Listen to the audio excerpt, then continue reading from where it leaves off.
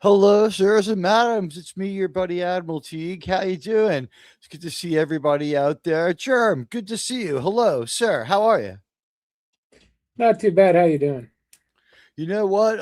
It is smoky outside and difficult, and it will make it all that much harder for me to go in there and augur what's going on with the Paramount Warner Brothers deal. I don't want to jump ahead of myself here, but I would say the major hurdles would seem to be more in Europe than the US. We thought first that the European hurdles would be less, but we've been hanging out here for a little while looking this over, and as best as we could tell, reading what is available and what we can see, and like we're reliant on trades and what little public stuff we could see. Paramount seems to have a chunk of some public broadcasting in England. We don't know if it's all day, but they have a chunk of England's Channel 5. So when you pay for TV, they lease some of that out to Channel 5, and I guess you get that to broadcast. Like maybe it was all state run, or maybe they only do some of it. So they're sort of chained to those standards. That's an interesting thing, whether or not what the reputation we have now with our pals the Olsons would seem to indicate for them to want to do these things, and also for what's going on for us here in America as our companies are constrained, because really, are they American corporations or the international conglomerates? But I want to make a thank you first to our community. We have a couple of things going on where you guys deserve some really great acknowledgement. First of all, Ruby Hoove gifted a membership to, I believe, Untamed Mando got that one. Congratulations, Untamed Mando. Thank you so much. But also, Gunner 1956, welcome to the rank of captain. Gunner, if you're a captain in my fleet, you are now flying when you're on YouTube on my channel, when you're in chat. I want you to imagine yourself, my friend, in the starship of your choice from your favorite franchise. I know for me, it's the Constitution class refit of the Enterprise before the battle with Khan, like as the way it is going in. But my crew, of course, is all of you guys.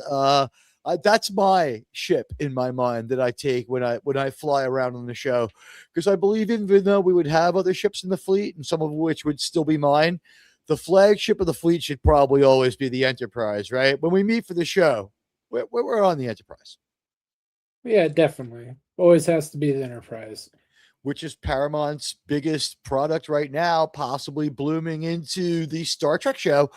But the Enterprise show from Star Trek has started to appreciate noticeably.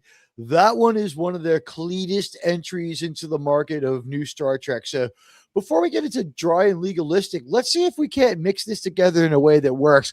You know what, Germ? I think this show is going to be so good. We should go ahead and record it. What do you think?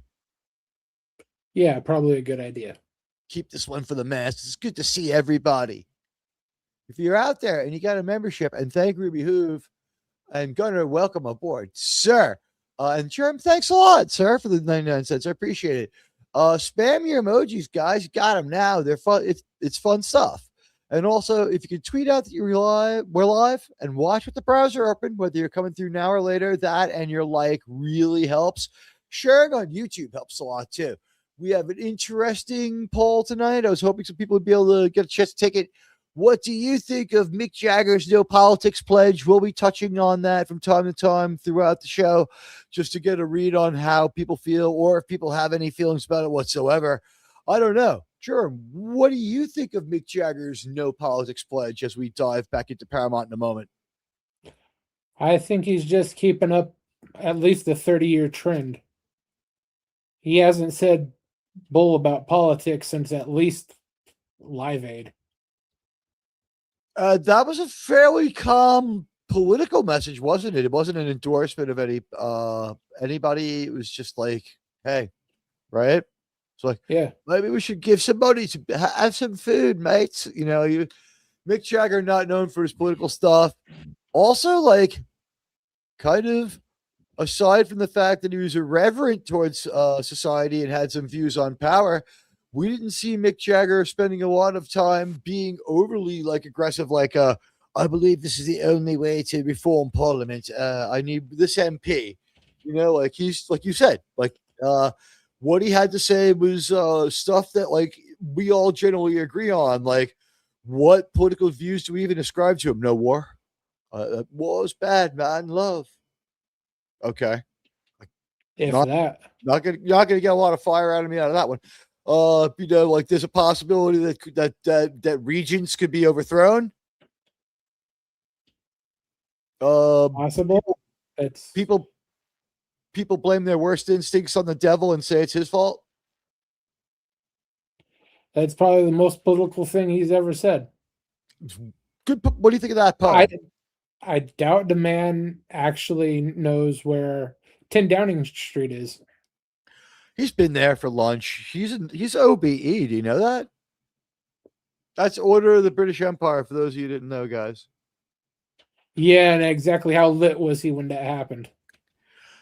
Mick Jagger, you know what? They say with him, hello, Sith Dan, by the way, most of that stuff was an act. All right, so let's dig into this one. All right, this is how, when I was having some fun writing copy, which is what I like to do to relax before a show. The Paramount Skydance acquisition of Warner Brothers Discovery is valued about $110 to $111 million. Moving forward, it's facing delays. I assessed them, and when we had a chance to look over this, what did you think? Domestic or foreign is the bigger problem? I think the domestic is going to be the bigger problem solely because the EU and the UK have little standing to put any influence on it. It will stop the merger, but it'll change the asset value of Universal. I'm sorry, Paramount. If what they do is they're trying to acquire Warner Brothers and they take assets away from Warner Brothers. That's the problem. They can take if they some lose, and they also sorry, go ahead. You go first. They can take very limited assets away from Warner or Paramount, considering what little business they actually do in the European Union. And the UK is a joke at this point with their media standards. We don't know for sure how much of a share they have. We just know that they seem to have like 1 in 5 non-state control. Well, they're all state controlled, but non-state directly operated TV contracts. Like they had one channel worth of, I guess they do the entertainment, but probably not the news on it. Would be my assessment. Paramount is BBC Channel 5's at least entertainment arm. We were getting into this, guys. We did some research before this. So Germ and I are of a differing opinion, although maybe with the added context, we had time to read and try to think this one through. So Germ, with the added context, what do you think? Stripping away the European broadcasting ability of Paramount to make this deal go through. They're willing to do that, by the way. That's on the table. I don't know if you knew that. Or to give up the Warner Brothers rights. They're willing to do a lot, but considering the political implications, I don't think they'd go through with it. And how little business that either Paramount or Warner does with the European Union and the UK. They have very little standing. I'm more concerned with the several states, anywhere between 6 to 8, 13. Yeah, that number can change and probably will change before they actually hear the case. It might go up or down because I can see some states just changing their calculus and I can see other states jumping in. Like it's not, the battle lines are clear, but not drawn, but not clear. The battle lines are drawn, but not clear on this one would be the best way to put it. We know what they're going to jump out over, but like someone, like a state could change DAs and that would change the way things are perceived. And also we could have a change in the political winds or just a different outlook towards corporatization that would allow for a more friendly assessment of what's going on. But I guess the one thing I'd ask everyone to do is, if you are here, hit the like button now, take the poll if you can. And if you have X, just tweet out off the browser to let people know we're live. All I ask for is more bandwidth so we can get our community's message out. we've got a few views about entertainment, and one view would be a lot more entertaining if I could go to the movies. But outside, there is the results of a forest fire. Not only is there smoke, but I'm in, I guess, the soot fall area, and it's the lightest. It's still not, I guess, the lightest of the silk, but it's a fairly light soot. And we're so far downwind that it's somewhat like fine and powdery, like talc germ. Ever experienced this? You live on the West Coast where this is more common. Yeah, it's about every 2 or 3 years, BC has a pretty bad fire, and we get it real bad over here. Usually, when that happens, my air filter goes through about 2 or 3 different filters just to get through the summer. They should have to give us compensation for that. But yeah, right now outside, after I walked through it, I felt like I was sort of powdered down in talc. And when I washed my hands, they felt different afterwards. So it's not like I was wrong. You know what I mean?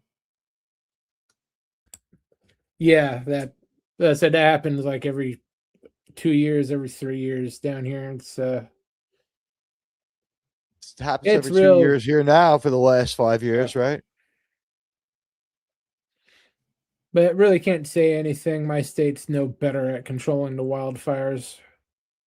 Well, we can say this with the problems they're having up there. Why don't they put some of their population to work doing some better forest management? They could clear cut and stuff. It would help. But you know what? Back to the story at hand. Did you know, as we have not had as much hands on with Warner Brothers Discovery, I'm going to assess that you and I made one mistake. We thought that after having all those problems last time around, Para Sky, as we like to call the Paramount Skydance Corporation, or Skydance Paramount, which is what it really is, Parasky seemed to have gone through such a bad merger that we thought that they would be a little better this time around, and we seem to have overestimated that, or they're being hamstrung again.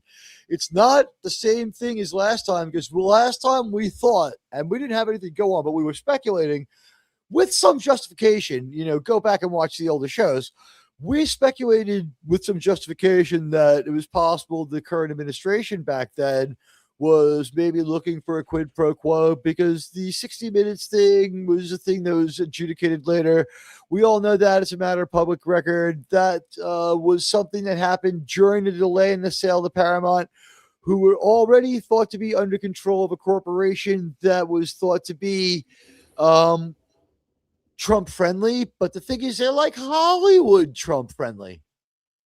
They still believe like not all, but like they'll take 2 of those 8 slices of woke pizza, right? Like they're not going to come and impose like conservatism on filmmaking or anything like that. It's not going to be a conservative film house. Yeah, they're not going to push an agenda necessarily. Well, Angel Cinemas, Angel Studios is important, so they got that. Yeah. There's some stuff. It's more freeing up Angel Studios, which is not affiliated with Paramount as of yet, to do their own stuff, which they are doing some quality work. But well, the thing is that what they could do with a lot more money too. Yeah. But the whole merger, this lawsuit from the several states, don't get it wrong, this is purely political.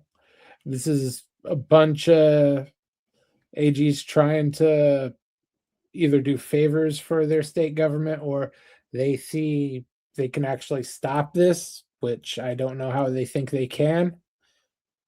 It's already been given approval by the Justice Department, so they can't claim monopoly in any way, shape, or form. So, right. I think they're just huffing and puffing. What did you think of the guy who played Nightcrawler coming out against us? I can see why. Mind,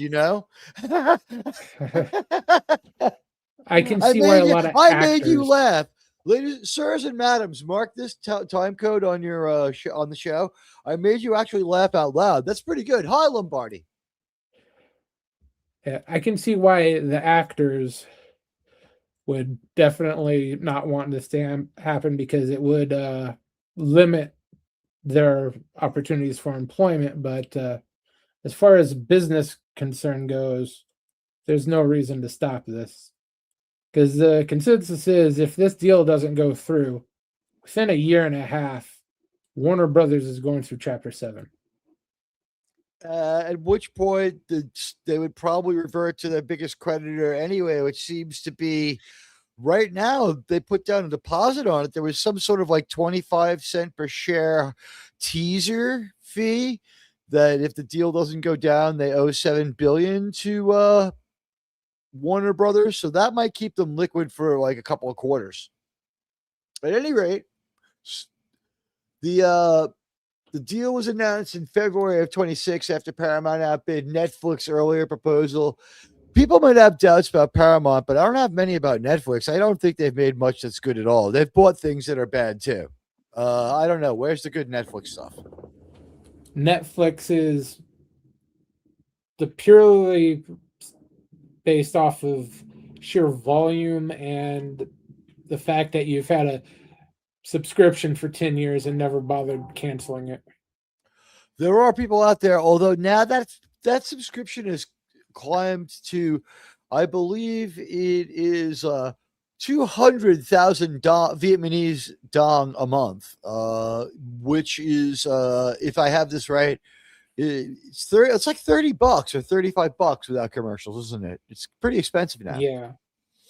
$30 if you want no commercials, or the live events, which you have to have the no commercials to get the live events, apparently. All right. Are the commercials well timed, or do they just drop in through AI? It's an AI drop. So mid sentence, they don't.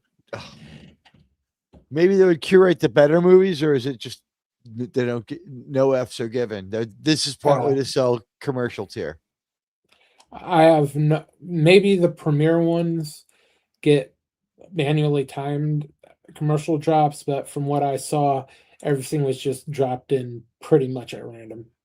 Okay, so like limited AI doing a limitedly good job needs to be redone better. Let's be honest here. You and I were not aware that the deal would take this long again, so we have to consider this one. I think I threw it out there before. I'll say it again. What we are our pals, the Ellisons, perhaps just bad at closing a deal? Or they may be bad at mergers? They're okay at merging. It's just they're probably not the greatest at PR and getting people on their side. No, they've got a lot of people who aren't on their side. Like, by the way, what do you think Nightcrawler from X-Men thought when Disney and Fox merged? Do you think he was pissed about that? He may have been concerned, but I don't think he is in a position to really give a damn. Yeah, right. He's probably never going to work for Paramount anyway. Alan Cumming, how big is his career? I sometimes have a blind spot for actors I don't give a shit about. Hey, everyone's saying hi to each other. It's nice to see. So what's currently holding it up? Here's the remaining hurdles as I see them. I see the number one hurdle, and Germ disagrees with me, but let me make my case. Germ, perhaps you'll change my mind after I give you my refined thoughts, which I did get refined a little bit talking to you earlier. United Kingdom, okay? Big place, surrounded by the ocean, big water. You've heard of the place, right? United Kingdom, otherwise known as England. It includes Scotland. May have heard of it. Okay, so we're talking about we have to negotiate with Caliph Chuck, correct?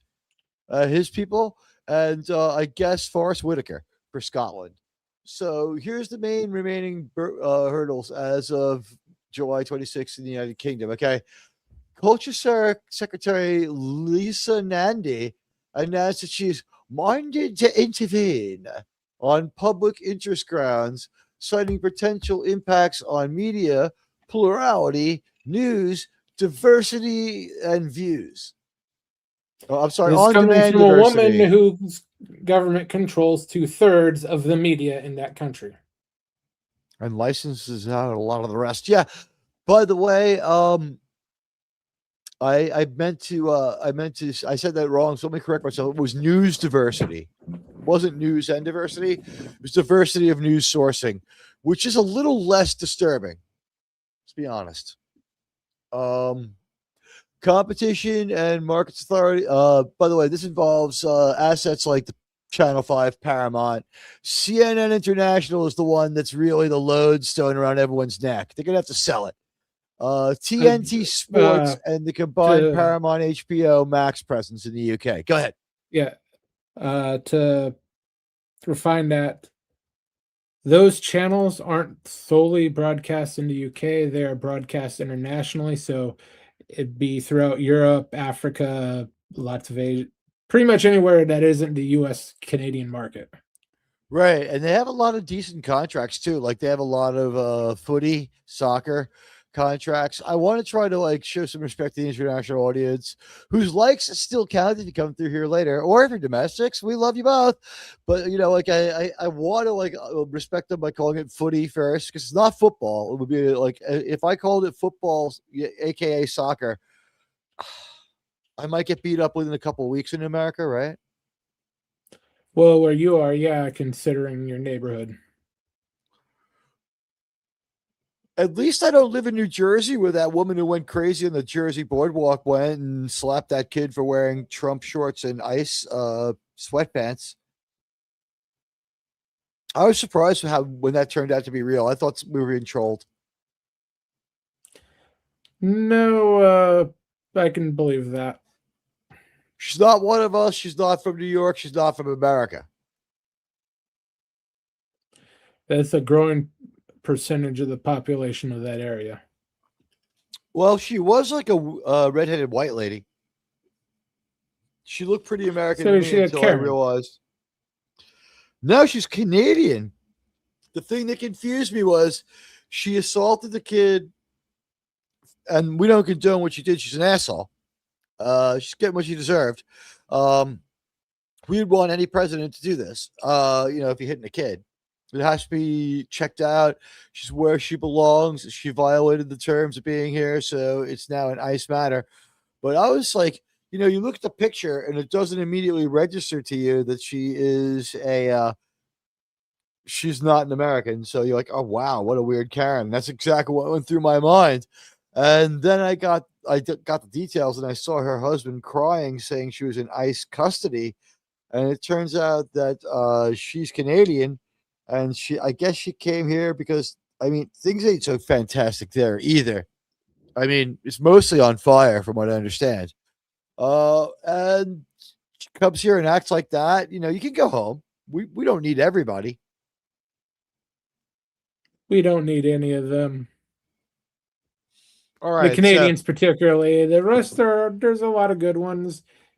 Canada, I'm not too thrilled about Canadians or Canada. You have a lower opinion of them than I do. I tend to hold them in higher regard. I didn't know this, though. Did you know that the economy started diverging in 1997, and in this century, the Canadian worker only produces 60 to 75% of his American counterpart, according to the U.S. Department of Labor Statistics? That's higher than I thought. I think that includes they're being a little generous, working 3 jobs, because their economy is not in good shape. You're either all in or 100% out in Canada. You know what I mean? All right, so let's get back to the Paramount deal for a moment. United Kingdom is the biggest near-term risk, in my opinion. UK County Secretary Lisa Nandy was open-minded to intervene on public interest grounds. I agree with some, but not all of them. Children's programming she was concerned about. That should be vetted. Valid one there. Whether she means it or not, we don't know. Streaming and on-demand services being contracted down too much, I don't know. Or maybe a monopoly. We have to see they have regulatory concerns. Hey, Sig Fallenson is here. Sig, hello. The Competition and Markets Authority, the CMA, is already in phase 1 review. Decision on phase 2 by August 7th. So they're moving much faster than our government did with the Paramount deal last time. Well, yeah, things are going to move a lot quicker compared to the last Paramount deal. They're just probably better at this than our government. No, they have less skin in the game. They said the stuff over here is purely politically driven, in my point of view. Okay, thank you for saying that. But you're the best co-host for that. But considering it took maybe 2 years longer than it should have last time, we might get this done in a year and a half. Okay. Yeah, I think that sounds like time frame for wrapping it up. I believe you're right. And with that, we'll hit some of the other things in Europe. Here's the thing. Competitions in market thing. European Union, Paramount offered remedies, reportedly exiting your United International Pictures Film Distribution joint venture with Universal in certain markets, address competition concerns raised by cinemas and others. The European Commission extended its deadline to assess these to around July 22nd, 2026. Approval with conditions is widely expected soon after, as the deal's kind of on track still, but there's more red tape than they thought in Europe. The smoother sailing was expected, and there are some people being a bit of a stick in the mud. There's also a parallel foreign subsidiaries regulation review tied to the 24 billion with a B in funding to Middle Eastern sovereign wealth funds in Saudi, Qatar, and Abu Dhabi. I wouldn't mind if they shoved these people out of the whole deal, would you? Yeah, considering they have such low stakes in it, they really don't matter. I found it ironic that one thing they were willing to invest in was Angel Studios. Isn't that weird? Hey, they may be religious zealots, but they know money They when they like to see it. make, yeah, they like to make money. All right, so 24 billion is a lot of bread. All right, so this is not expected to block the deal, though. State level changes in the U.S., even with the federal DOJ disapproval, states can sue. That's what I meant about the mercurial nature of that. California AG Robbie Bonta said the deal is not a done deal, and his office is investigating with concerns around market consolidation, film output, and impacts on creators and workers, and other WashingtonPost.com. Pending approvals in other areas, a few countries still reviewing. Brazil, did I say that correctly? Is in like their phase two. The Islamic Republic of Japan is also reviewing it, and South Korea, sir, we are allies with South Korea. They'll rubber stamp it. I tend to agree. Most we don't have like deep foreign policy experiences where like we tend to agree. Surface level, there was nothing there. We'll keep looking more later. Most major ones, China, Australia, Canada, etc., have already cleared it. Our sources on that would be Reuters, Washington Post, and Wikipedia, the English version. So timeline and cost, deal cost about we think Christmas, Jerem said 18 months. That's a little further off.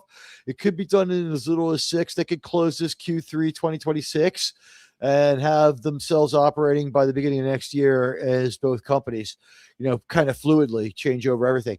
Paramount has offered a ticking fee of 25 cents per share per quarter, every quarter, after certain dates to show confidence. If it fails due to regulatory issues, Paramount owes WBD Warner Brothers Discovery about $7 billion termination fee. So that'll help them out without any intervention from anyone else. Industry opposition, there's Hollywood unions, filmmakers, and artists have raised concerns about job losses, reduced competition, and consolidation. I would say reduced competition, I do think is a concern. You probably do agree with the free market. We would need more movies. Although the independent movies succeeding this year would say that maybe new film houses with an injection of investment capital might be able to fill the gap faster than any consolidation could make up for. There's an opportunity Easily. here if you're a smaller studio. Yeah. It's hard to assess, but if you're a venture capitalist and you had access to money, and we're not saying these are economic great times, and we're not giving investment advice at all. We're just saying like the opportunities may exist for some people to profit off of this, and some people, if you're in the opportunity with the opportunity to do it, might be willing to do it. And the deal that would keep Paramount, $7 billion for Paramount, still a lot of money. But the Ellisons, they also own Oracle. We'll talk about that in a second. The termination fee would keep Warner Brothers Discovery ticking along for a little while longer while they look for other romances. But it looks like it's going to work anyway. Like in both countries, there's positive signs. The Hollywood unions, filmmakers, and artists have raised concerns about job losses, reduced competition, and consolidation. Thousands of signatures on petitions, but this is more like political PR pressures than a legal block, and that's in Vulture that I caught that one. My assessment of this was that there should be guarantees of jobs, because if the Paramount plans go through, there will be jobs. So if the stories we're hearing that we like are true, I would like it for David Ellison and his dad to repeat them and go out there and say, hey, no, look, we're going to make 30 movies a year. You guys can have work. We'll be making a lot of them at the same time. The ground level workers, like the lighting guys, crews, the teamsters. They'll take parity for insurances. If you give them status quo for insurances, they might take it. Yeah, their jobs, I don't think, are going to be affected. The new corporation is not going to produce any real number of movies. They might have a different angle on the movies from what Warner Brothers is currently making, but it's just going to be the suits that are going to suffer the most job losses. You're possibly right about that. It'd be great if more movie production cranked up. It's good to see John the Beagle Dad. Hello, sir. 20 minutes till 9 p.m. showing down here. No one is calling us all. Oh, yeah. I'm glad. You know, I am an Anglophile, and I love my British friends, Kung Fu Hot Dog and Northern English Bastard, as well as Lance and everybody else in England who's so cool to me. And if you came here because you're British, like Gavin, friend Blackie, if you came here because you're British, you know, like, we love you guys too. And, you know, we feel your pain and we love your franchises. We might have to expand into a little Who coverage if we keep picking up British subs. I will cater to my audience. Might be better essay content because of the time difference, but right now we're in unattainable time in England. I tend to think that that's the re-listening, because is that who you think is re-listening, or do you think it's people who only caught part of our show? It may be a good chunk of the UK and Euros doing the real listening. I'm on there a couple of times a week now, and it is pretty cool. You have to change the way you approach things for this one. So as we talk for the last moment about the bottom line, the biggest federal U.S. hurdles cleared. EU looks imminent, okay, with some minor concessions. They're considered pretty minor in the grand scheme of things. Shareholder approval is done. The deal is at most risk of delay or added conditions from the UK's public interest in intervention, plus that CMA process we mentioned earlier, potential U.S. state lawsuits. David Ellison, Paramount, Skydance CEOs pushing hard for a relatively quick close. The UK-EU timelines and state actions are the current crunch points. The states likely to take longer. Deadline was my source on that one. The situation can evolve quickly with regulatory decisions expected in the coming weeks, especially EU. Late July and UK CMA by early August, which it sounds pretty good.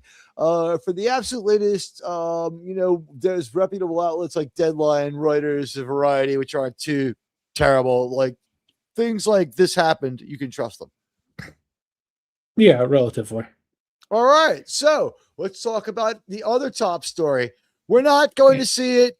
We don't care. We're skipping the Odyssey. I'm skipping the Odyssey. Germ, I see no reason to see this movie.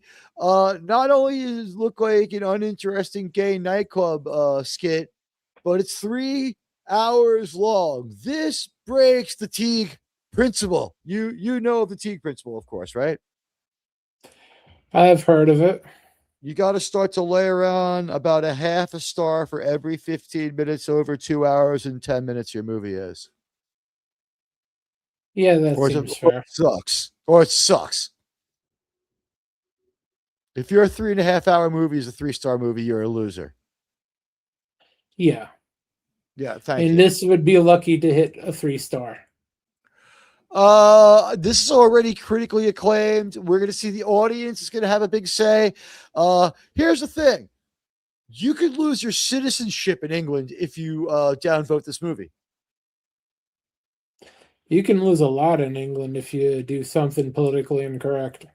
I believe Caliph Charles, their ruler, is considered to be a rather wicked and unfair guy. As far as this stuff goes, it's social. As far as social media tolerance, very low social media tolerance. I'm sorry, I've been mis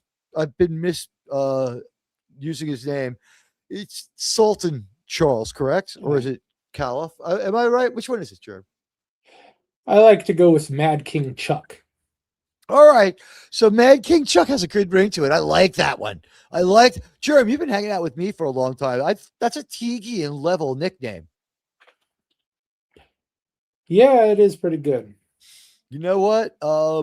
I have the best words, but Jerm, you've been hanging out and learning very well. You're Partello right now. It's great to see you, buddy. Hello, John. TAAS. Did you hit the key twice? You talk about TAS. Let's talk about the Odyssey. This was not quite Cinderella because, for the most part, it took until the last minute for wild statements to come out. The cast seemed naive, misinformed, and like they had their heads up their asses and didn't really care. Okay, TAS, cool. The cast seemed disconnected from reality, and they had like cognitive dissonance from the images they were participating in making for that Vanity Fair piece, or was it GQ, whatever magazine they posed for. The pictures were more weird than anything else, but I was like, okay, it's still not the movie. They're always going to have a weird photo layout. Some of these actors are just outright weird. Like, I've always thought that Pattinson was batshittinson. What do you think? Yeah, Pattinson never recovered from all that stuff he did on the set of The Batman. And it seemed like a lot of the actors got a form letter they're supposed to read for whatever outlet they were The talking Weirdessy. Well, yeah, what did he do on Batman? to. A bunch of crystal Wait, what? Catwoman. Wait, so he dated Anne Hathaway. Did he bust up her marriage or did he just date her? He knocked up Catwoman on the set of Allegedly. Batman. Unless she has his kid. Yeah, let's go with allegedly because they never really announced paternity that I know of. So there's a kid. I didn't know this. I didn't know of this. They delayed production for a little while because she started to show. I mean, good for him. And Anne Hathaway's the wrong movie. That's right. It's the wrong Batman movie. He got Zoe Kravitz. That's what they were saying in the media at the time. They delayed shooting because she wound up pregnant. And it was highly rumored that he was the father, and conception happened on top of the Batmobile. She doesn't have any children in 2026. Zoe Kravitz does not have any children. Well, I guess she took the easy way out. All right, rumored. This took a dark turn. All right, so he misbehaved on set and might have misbehaved. It might have had problems for Batwoman, and whatever happened. I don't know where they filmed that one. I don't care. Let's just say that the relationship took a turn. I don't know. All right, so you know what? Aside from how she looked, like he saw her coming to work where she looks okay. Yeah, and no one denied that they were having a relationship at the time. Hey, buddy. All right, so you know what? Nothing improper. We're not going to take a stand on that one because we're on YouTube. But everyone feels how they feel about whatever happened, and we don't know. It could have been something else. Like we don't know that she took any steps. Something could have happened. Yeah, it could have just been a director feeling a little bit perturbed by his stars misbehaving. Right. We don't know anything about this one. But all right, so that's a rumor. That one's pretty hot and unsourced. I never heard that story before. Where'd you hear that one?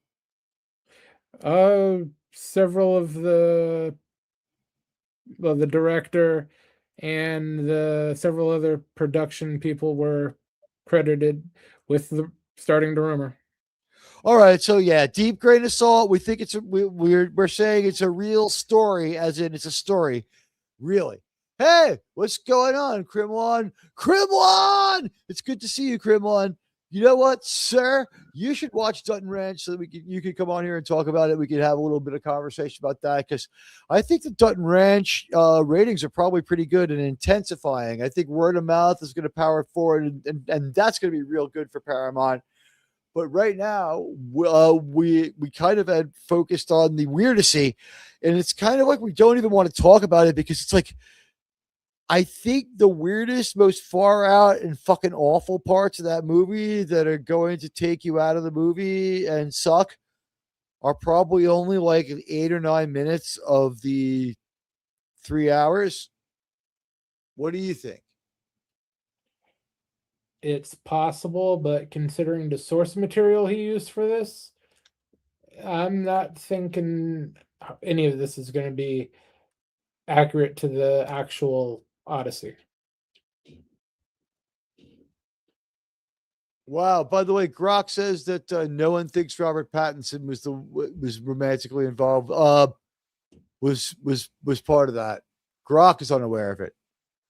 Recent ongoing romantic history is with issues with Channing Tatum. It looks like, or Harry Styles. Pattinson has been with Suki Waterhouse for years. Oh, that's if so. What the deal is? If they had an affair, it was a bunch of marriages, a couple of stories, and relatively scandalous. That's what it was. Okay, and then it could have turned into the kind of thing that shuts production down. When people say my wife just said no way, and you know what? I would say this though. If my boss is like, "Are you fucking Catwoman?" I'd be like, "How dare you?"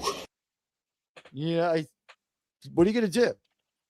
Hollywood is full of good-looking people when they're hanging out together, being good-looking. You know what supports your claim, though? I don't think Zoe Kravitz is in. That wasn't a Nolan movie. That's I keep getting my wires crossed. That's why that movie sucks. It's Damon Lindelof. Is there Batman 2 cleared for takeoff? It has been cleared for quite a while. No one wants to pay for it, huh? Last I heard, he finally finished a script, and they were trying to move into pre-production. No, I'm gonna guess that a lot of people aren't gonna like the script. They didn't know what the hell they were doing last time. By the way, I asked, we got up to 12 votes now. Germ, I'll ask you how you voted on this one. I'll read the poll. What do you think of Mick Jagger's No Politics pledge? The choices are: it respects his audience, it's respect for his audience. Hollow, he had his say decades ago. And like the stream, see the results, which of course we would love if you did. Germ, what did you vote? I went with the basic like the stream, but opinion is he can't even spell politics at this point in his life. He used to be a smart guy. He never really cared.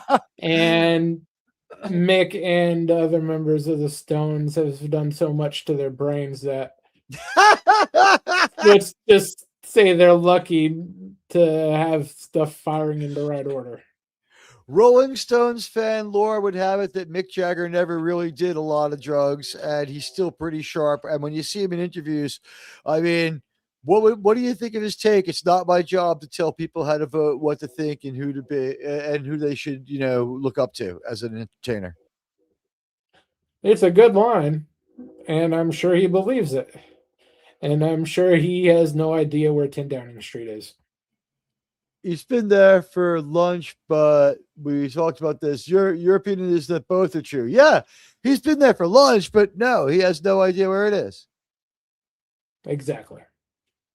So, not a conspiracy theory here, but you know what? The audience has been so awesome. I think that we deserve to give them a little treat. Let's get some. I think there's some video going on. I feel bad that I didn't play it. The word decent doesn't apply to me. Took me a moment to really gather my thoughts. I think we should play this one. A Terran who doesn't know the rules. Sir, we have to take orders. Well, we'll see to it that he learns them.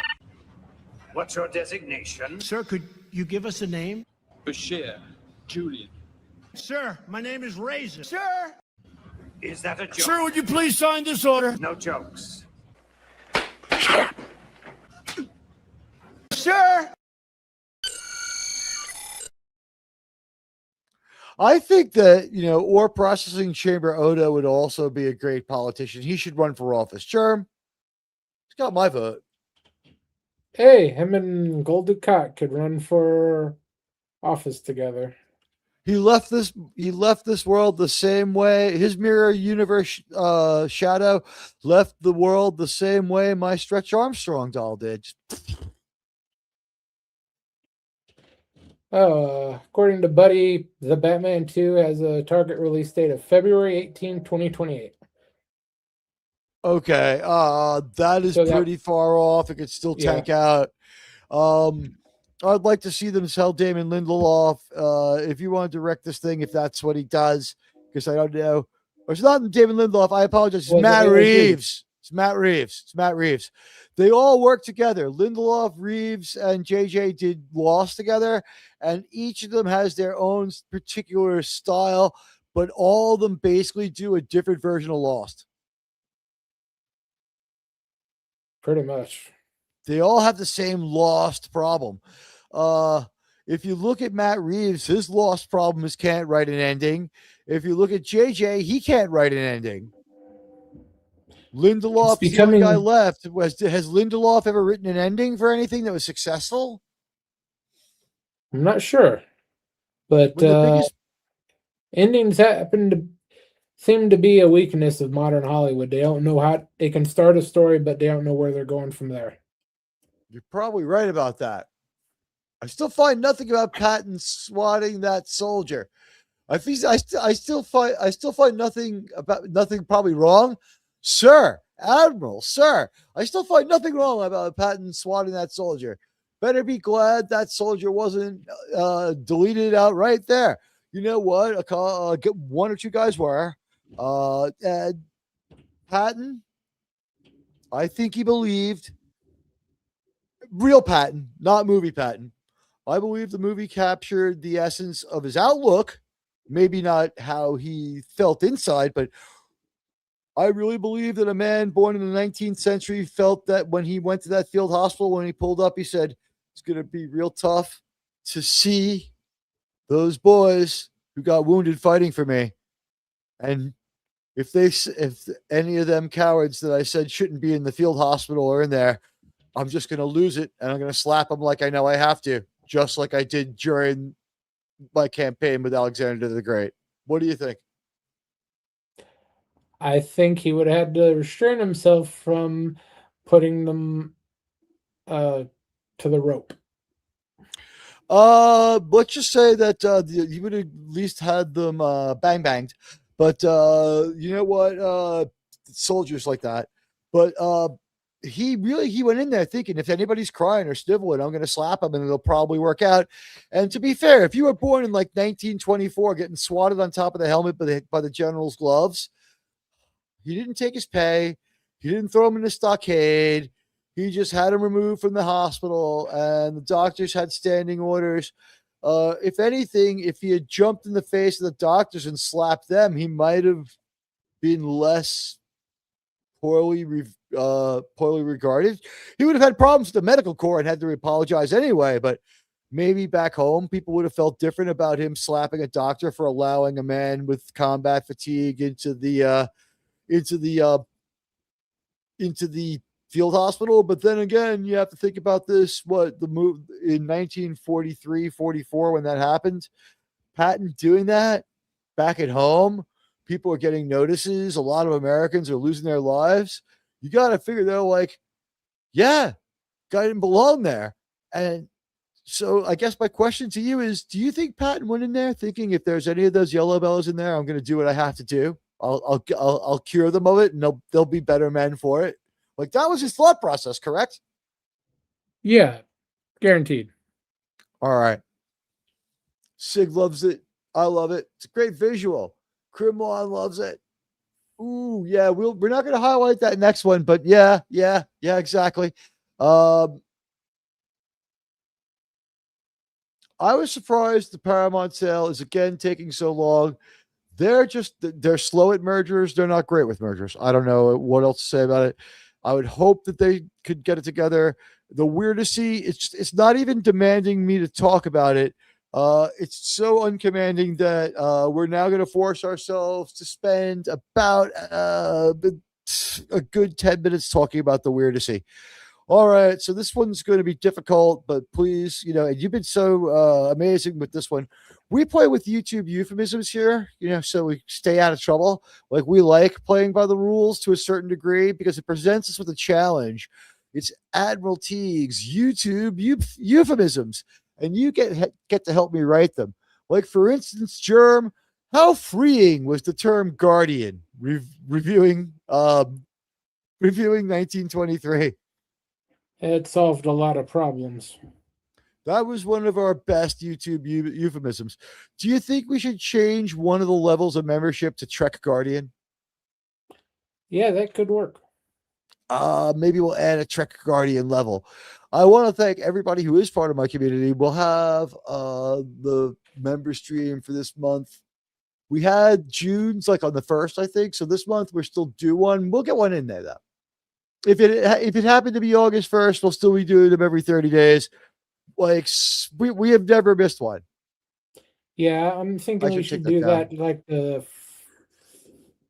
first or the second, whatever that Sunday is, the first Sunday of August, so we can sneak in that review for the Spider-Man movie. I think that's going to be the second boring Zendaya movie this summer. Let's talk about the first one for a moment. If she walks on for 3 minutes and leaves and gives her best career performance where she's a little less than flat and no one crafts it around what she's able to do, and she sort of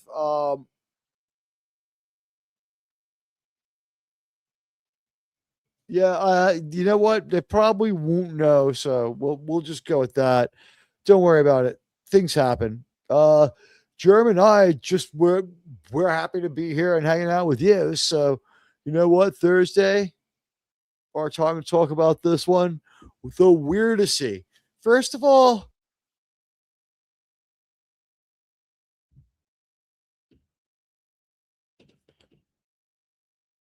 You muted yourself, Teague.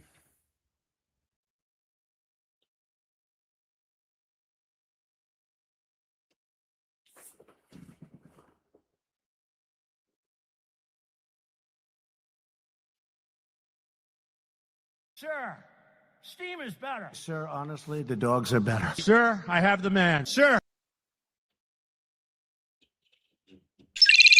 Admiral Teag, incoming.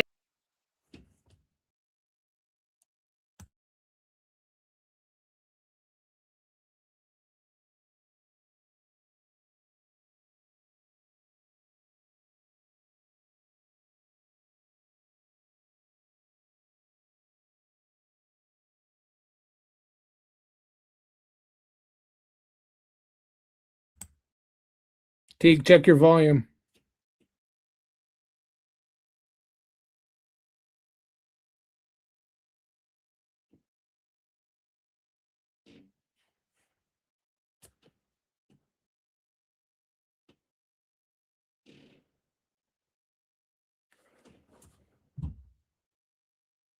Believe he's gonna have to reset.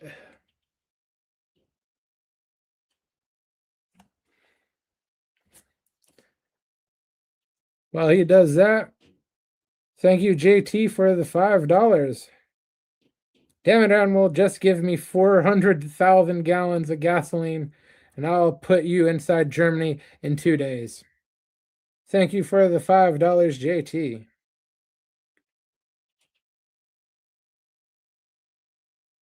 Let's see what else we got here.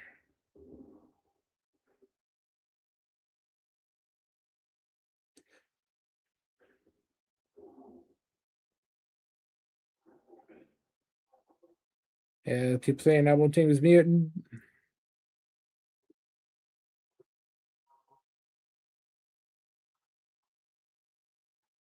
And Teag I would take over, but I'm kind of lazy. Slovenly.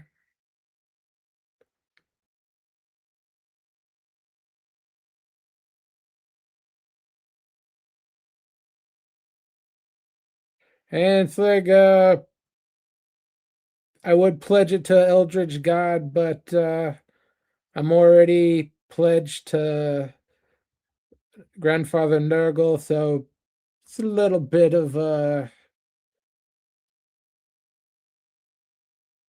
I can't really switch gods midway.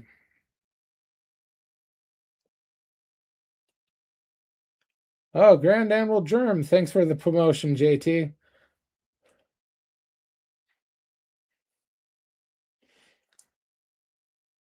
Really wondering what's taking him so long to restart. Must have been a bigger problem than originally thought.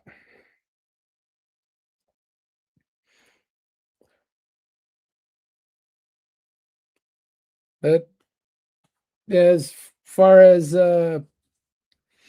Odyssey,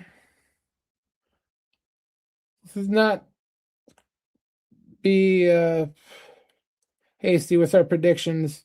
I think it's going to make a lot of money. It's going to make like $500-600 million. Unfortunately, the most common break-even point I'm seeing out there is $650-750 million. So there is potential for this movie to lose a whole crap ton of money, which Nolan well deserved. I don't really like many of his films. The only thing I think he really did a good job on was Inception, and that was really carried by DiCaprio.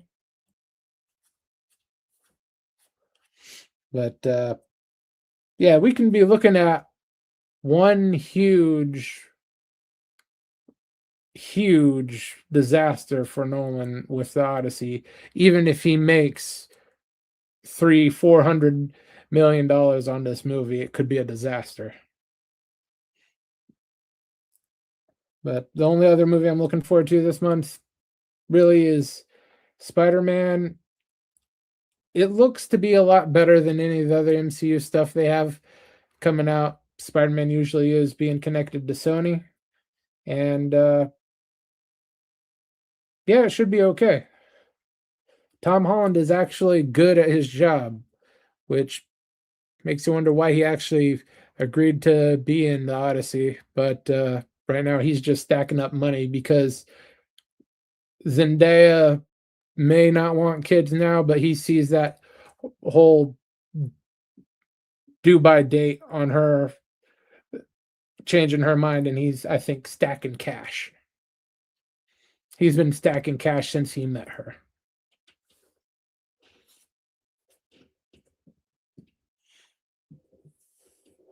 Yes, exactly. I think he's actually the best out of the 3 Spider-Man we've seen over the last 20 years. The only Nolan films I like are Batman Begins, The Prestige, Dunkirk isn't bad. It's just a chore to sit through. Yeah, that's what I found with Dunkirk, is just a slog, and I actually didn't finish it. Prestige kind of lost me because I'm not big into magic.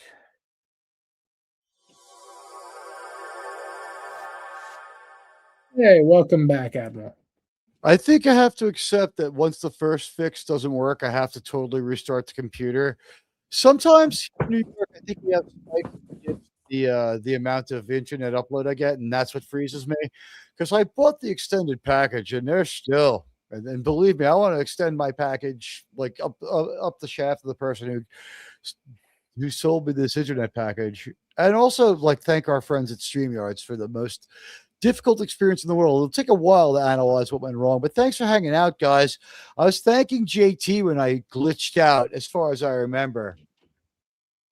Damn it, Admiral, just give me $400,000 in gasoline and I'll put you inside Germany in 2 days. Germ, give this man an eyedropper worth of gasoline, please.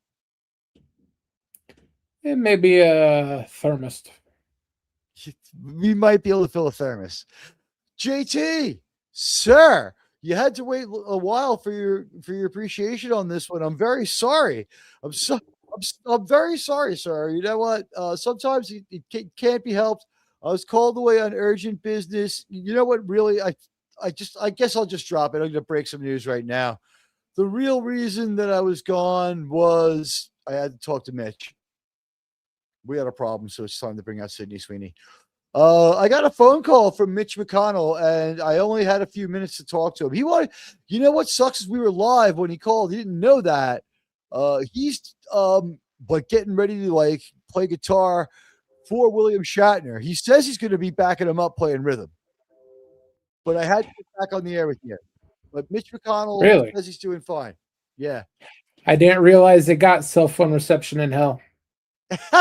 If we see Mitch McConnell, I think it's like there's a 50-50 chance that he'll be made out of cloth and Snowdub's arm will be up his ass. Is more likely than seeing the flesh and blood version. Also, I did buy back the very, very quick joke about Tony. I won't repeat it. You know what? When things were going good over for him at YouTube and he was on top, it was funny. Now that he's got challenges, but he is diversifying. Good for him. But you know, while things are the way they are, it was a little bit small. So I apologize for that one. We all make mistakes. And I wish Stark of Iron the best of luck. Yeah, best of luck to Tony and his future endeavors. Pledge to stream with our Eldritch God. Do you mean, well, the only way to pledge to stream with the Eldritch God is to stream with Doomcock. That's not my call. I mean, if people want to ask Doomcock to say, Doomcock, sir, Admiral Teag has done so much good work for Star Trek, sir, he's done so much damage to New Trek. Oh, Doomcock, sir, General Doomcock, sir, one who's led us long before Admiral Teag ever showed up years ago. I've been on this. I am not a spring chicken in this one anymore. I've been on the field for a long time dealing with the Star Trek and the New Trek issue. We exposed over 50,000 viewers to Paramount Plus's Star Trek, New Trek, and they rejected it in droves, but as evidenced by the fact that some of those middle episodes of Star Trek Discovery before the outrage blew back again, Star Trek Academy before the outrage blew back again, were like, what did they say, 10 to 35,000 uploads a day? The first on drop day, they were getting like dozens of streams an hour. Like, we're a significant part of their viewing audience. Yeah, that's quite a thing. Yeah, we got two more. I want to thank JT for the rant. Do we have two more? Hey, it's our buddy RRTNZ. I was going to read. But that's what I was looking to do when I kicked myself. I was looking for RRTNZ's review of the Odyssey. He bookmarked it. Let me know if you want to come on here and talk about it. Let me read RR's thoughts. He gave a rather good tweet on this one. Just saw the Weirdessy. He said the Odyssey. A bizarre, meandering, near masterpiece. Epic, but utterly bereft of glory or grandeur. Solid performances by all. Tragic rather than heroic. LOTR leaves you feeling more warm and hopeful, but the Odyssey leaves you feeling haunted. Much more Euripides than Aeschylus. Much more Euripides than Aeschylus. I think I said the name right. I'm terrible at names, especially names in another language. RR, thank you for your wisdom on that one. Gallons says Radioactive. JT, Gallons, give me 400,000 worth of dilithium crystals and I'll take the whole Klingon Empire. You know what, Germ? We have guys working down in the Tarek Noir ore processing chamber to get some beautiful, clean coal crystals for our ship this week. And I think it probably is going to be for the best. I think that the steam core looks like the way to travel through the galaxy. Yeah, it could definitely work. At least it can get us to next week and the premiere of Strange New Worlds. Well, we have something much more magnificent happening first on Saturday. Do you want to speak the name of the episode we'll be reviewing first? Do you want to be the first one to say it? Next time on Saving Star Trek. I don't think we actually decided on which one, if we're going in release order or production order. It's release. Then it would be the Man Trap. Next, so let's do it. Ready? Let's do the epic setup. Next time on Saving Star Trek. We'll have the Man Trap. And now, the conclusion. I'm going to have everybody audition for last time on Saving Star Trek, and now the conclusion. I was hoping to maybe put us together for a captain's oath and get some voice stuff in there, because Shatner, of course, copyrighted all the best versions of that, kind of subverted. There is a Paramount Plus version, major copyright strike on that one, not fucking around. We could do the best Star Trek opening, or we could do the best one we're allowed to do without being put up against an intellectual wall and intellectually shot. Are you going to show up on Lance's Odyssey stream tomorrow? I can't wait to hear it. If you want to tease a little bit here today without spoiling it, don't tell us if he makes it home. Jerm, I predict that Odysseus doesn't make it home in this one. Considering the source material, that's very possible.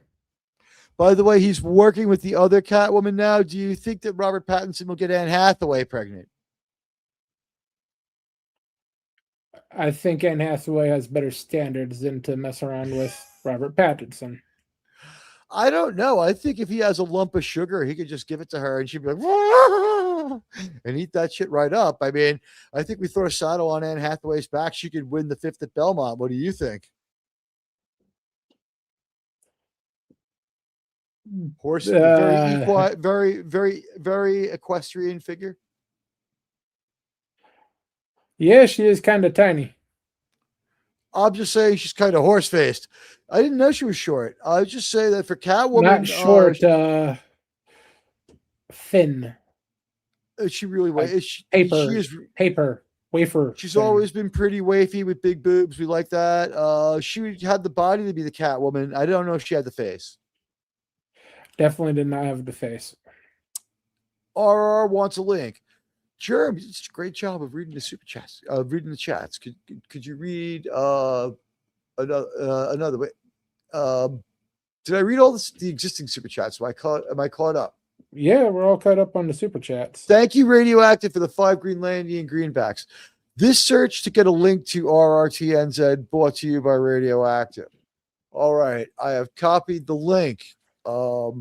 I'm going to the chat that I share with RRTNZ now. I like to sign the check with the visor open so that the dashboard light goes on.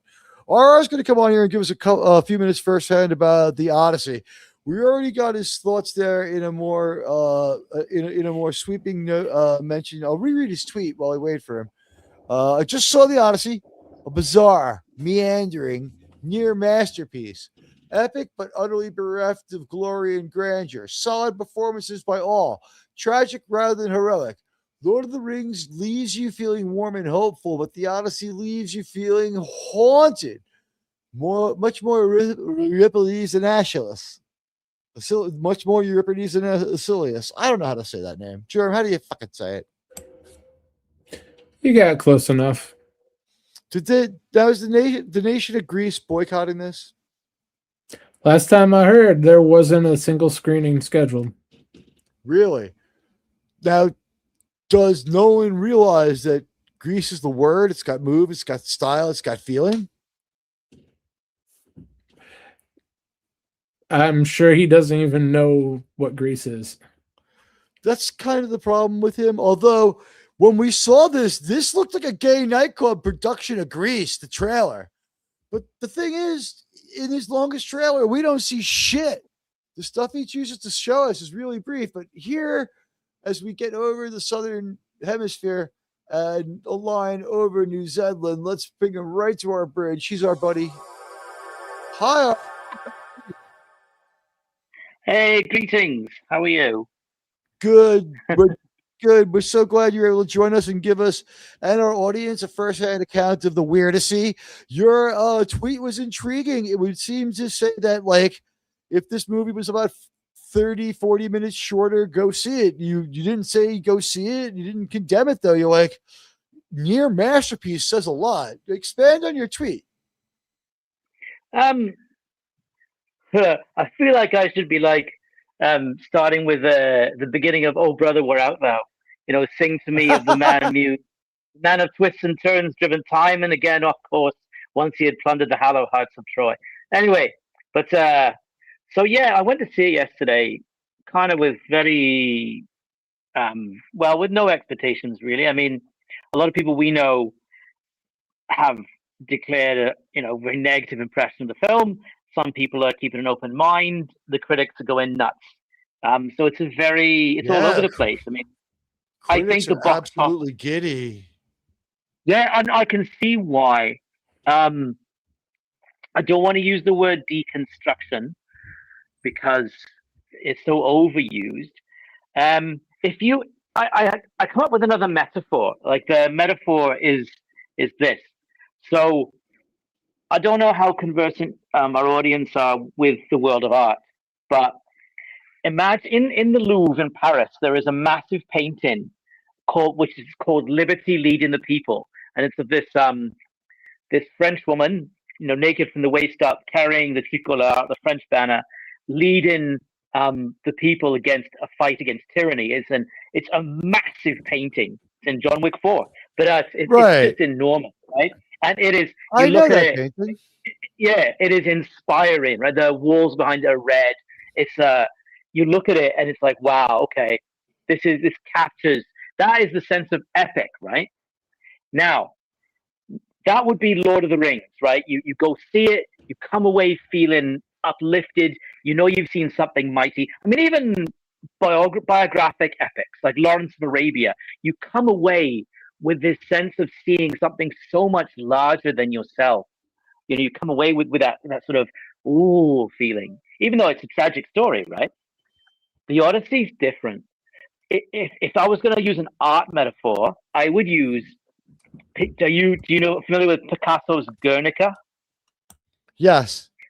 Yeah. So Nolan's Odyssey is if Lord of the Rings is Liberty Leading the People, then the Odyssey is Guernica.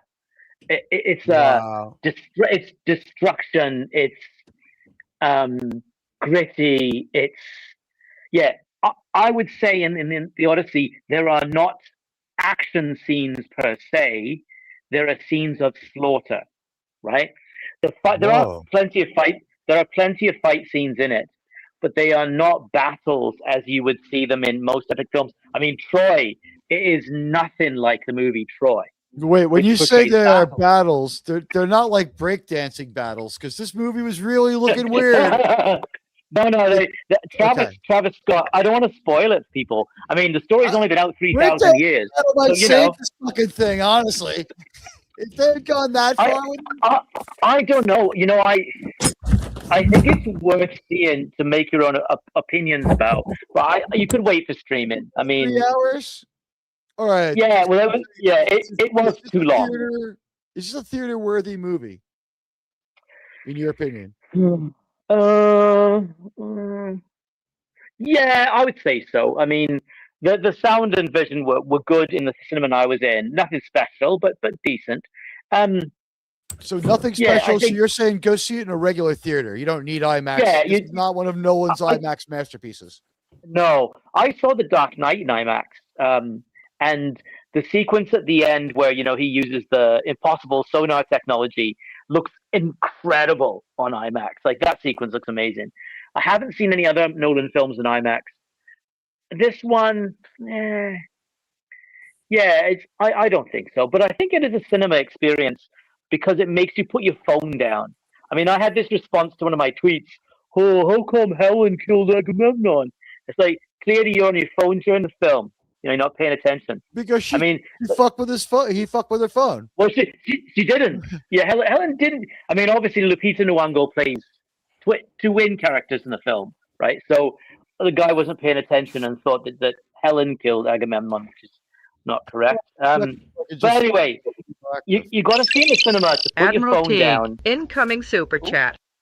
Sorry, RR. I just wanted to say that this review is sponsored by Radioactive, who says, Teag, the neutral zone is a hollow shell. We could be in Kronos in 3 stardates, all for a couple of miserable gallons of gas. I know, Radioactive, and thank you for the 5 Greenlandian greenbacks. You, sir, are the best. Thank you so much for joining the Q Continuum tonight and, helping us keep the lights burning. Thank you. RR, please continue uninterrupted, telling us more about your thoughts on the Odyssey. I think you could have said there, my boys can eat their batlets, but my ship's gotta have the lithium. I don't know. This movie review and synopsis brought to you by Radioactive Actual. So you think it's theater worthy. You don't think it's IMAX worthy. That's a major shift, because if you think it's theater worthy but not IMAX worthy, now I might say, all right, it's 3 fucking hours. It has no grandeur. I can leave to pee, and they'll still be on the same scene. Like, it's well, no, you got to pay attention, right? That's the issue. Is you have to pay attention to the details. It's not a background watch film. Yeah, I think the TikTok generation, the X and TikTok generation, are going to hate it. Really? It's going to. Oh yeah, I think the TikTok generation are going to really struggle with it, because it's not an ADHD friendly film. I understand what you're saying, which means I'll struggle with it. But now that it's gone from like $45 to $50 to like a $15 to $22 seat, the idea that I go see the Odyssey for 3 hours, I'll be able to pick my shots. Like when they first go out to sea, I'll run to the bathroom if it takes 90 minutes. You know what I mean? Oh, when the Cyclops shows up, I'm going to tie it in a fisherman's knot and get through that sequence. The Cyclops. I mean, the Cyclops. So the Cyclops is quite a terrifying creature. In this, the supernatural's done in a really interesting way. I mean, the Cyclops sequence is bizarre because the creature itself is very otherworldly and freakish looking, and the first thing it does is eat a couple of his guys. But it's such a strange Does it grab them by the feet and bash their brains out like it does in the book? Bites their heads off. Ooh, that's still pretty good. At one point, it spits out a helmet. But let me ask you a question: how's it rate against the Hobbit's trolls? Against the cave troll battle in Lord of the Rings, like the first film, Fellowship of the Ring, the cave troll fight scene, to me, is the greatest fantasy epic fight scene of all time. And it's nothing on that. I believe in The Hobbit. The Hobbit ones where they... Oh, the Hobbit? The William Burton song. I wasn't thinking you could touch Lord of the Rings. I'm like, how'd they do versus, say, The Hobbit with those trolls? You answered the first question first, though. It's so otherworldly that the Cyclops, that it's. He looked weird enough when I saw him. I saw the picture of the Cyclops. He did look weird enough. It's like, he looks very. If you look at him carefully, because there's a lot of darkness in this film. Like Nolan really goes for, all these places were only illuminated by flame. So a lot of the interior shots, especially in the Cyclops cave, very dark. And at one point he used it very effectively when the creature's grabbing his men out of the dark and eating them. But then it just sort of, I don't want to spoil it too much, but it goes to sleep, and their reactions. Don't tell us if he makes it home. Yeah, their reactions to it. Don't tell us which powerful woman gets him home. Was one of the weakest parts. Well, actually, no. I'm gonna push back against that. He gets there on his own agency? I tell you, in the last 45 minutes, like this is a long movie, right? In the last 45 minutes, he sort of really grabs control of his fate and his destiny, and he has tons of agency. And he really it's a very action heavy finale. But the thing is, it's done in a way that, I mean, Lord of the Rings, the music creates an He goes in atmosphere. and chops up a bunch of guys who are trying to like get with his wife. That's like the end of the Odyssey, as I remember correctly. He has to slay the suitors. Robert Pattinson puts in a fantastic performance as one of the suitors, an Really? antagonist. No, Robert Pattinson's performance is great. In fact, Zendaya's performance is pretty good, and her appearance in it makes complete. As with Nolan films, right? They reveal bit by bit quite often. So when you find out why Athena appears that way, it's made me quite emotional, actually. The fall of Troy is it's quite upsetting, really. Upsetting, but because you're feeling bad for Brad Pitt not being there to see the end of his no venture. Well, no, it's upsetting because, like I said, this film, the action sequences, and that probably is the biggest action sequences are Odysseus against. Well, there's Odysseus against the Cyclops, Odysseus against which is just, I mean, that just feels quite cruel, really. But then there's against the Ligostrians. They come across an island of armored giants, and that's just slaughter, right? Is that weird sequence on a hillside in the dark where we see these figures moving? They're so far away that we can't tell, and it's so weird in the trailer. They didn't show us enough, so that sequence kind of works. Yeah, the thing about the supernatural in this is there's a great sequence where they speak to their dead comrades. They go and call up the shades of the dead.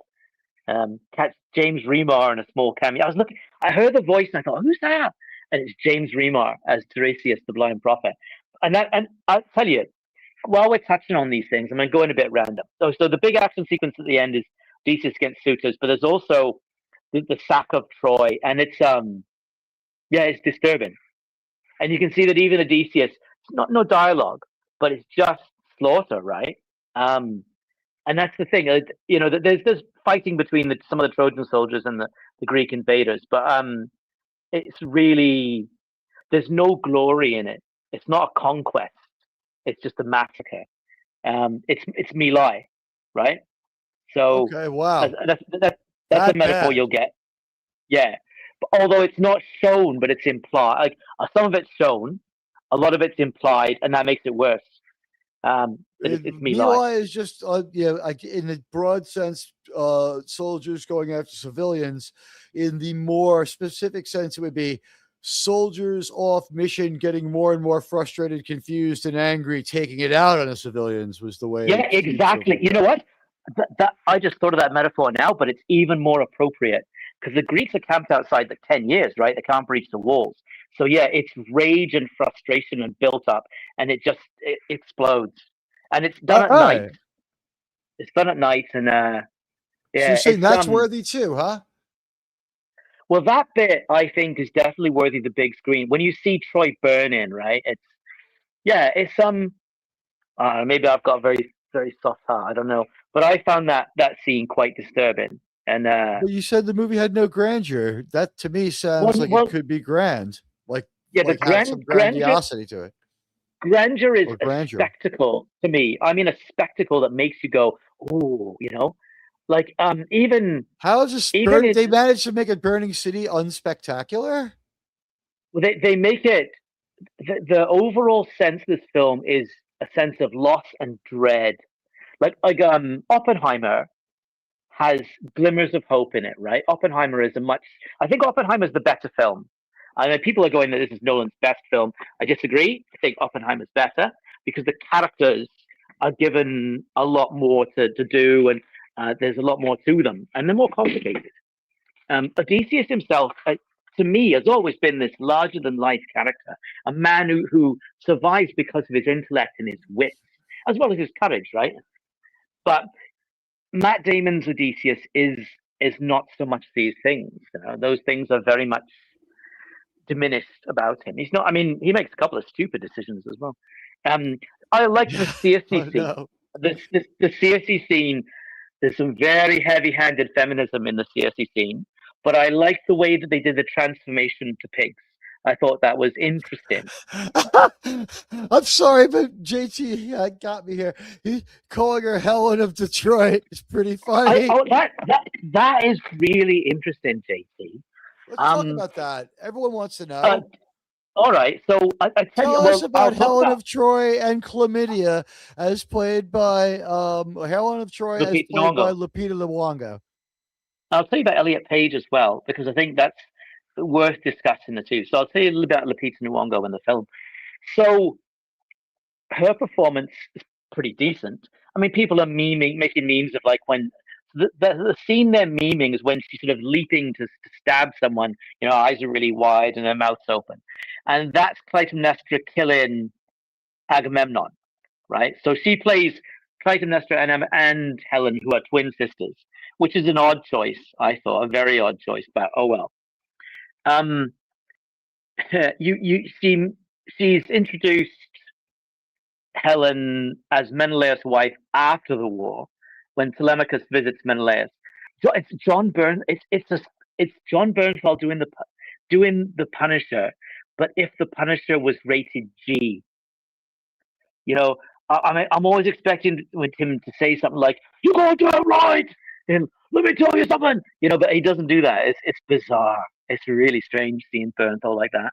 But he's using the Punisher voice.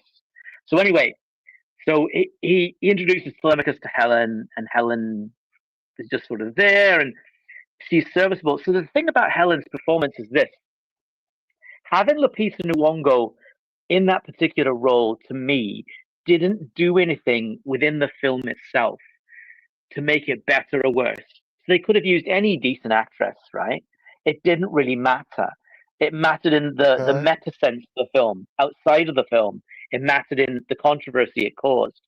And for whatever reason, I mean, I've had some discussions with people about why that casting thing was made. A lot of people think it's to enable his path to get some awards. I don't know. He's got enough already, but maybe. Yeah, I don't think so. People say he's crumbled to DEI. He's trying to get some Oscars. The man's got 7 Oscars for Oppenheimer already.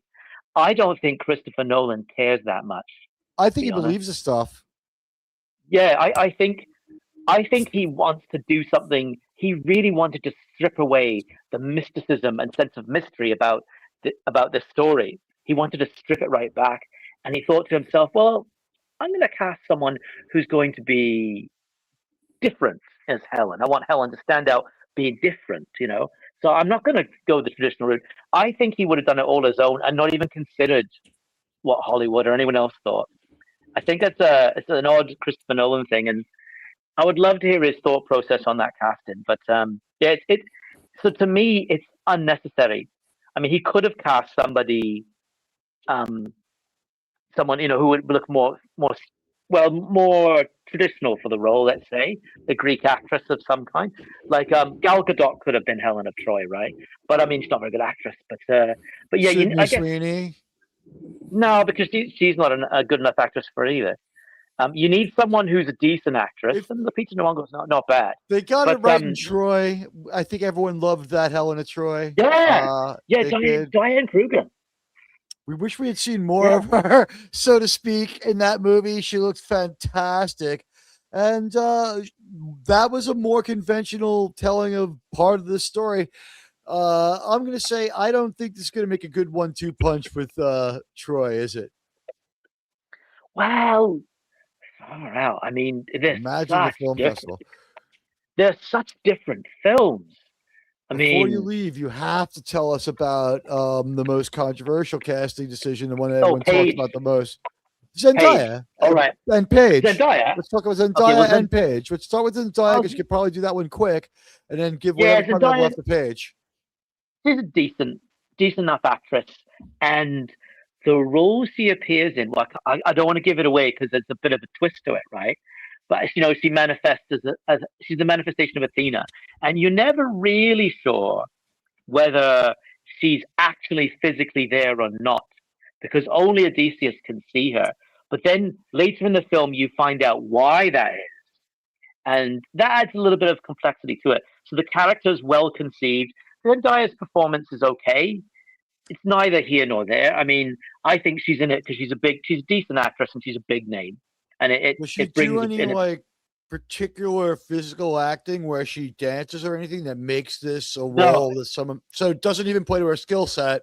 She's just in this. Yeah, she's in this. I guess. I mean, people, she does the face, the Zendaya face, at least once or twice. But yeah, I think she's in this for name recognition more than anything else. And really. maybe Tom Holland might have pushed for it a little. Maybe he's pretty decent. Tom Holland's performance is pretty good. I don't mind that they're together or that they're in love. I think I should acknowledge that now. Like, I'm so happy they're happy together. I have no issue with it. She is just overvalued and in too much stuff. She's overexposed. But as Jeremy and I have both said, if they're going to keep throwing money at her, like, we're not going to tell her she's wrong to take it or really go after her for doing it.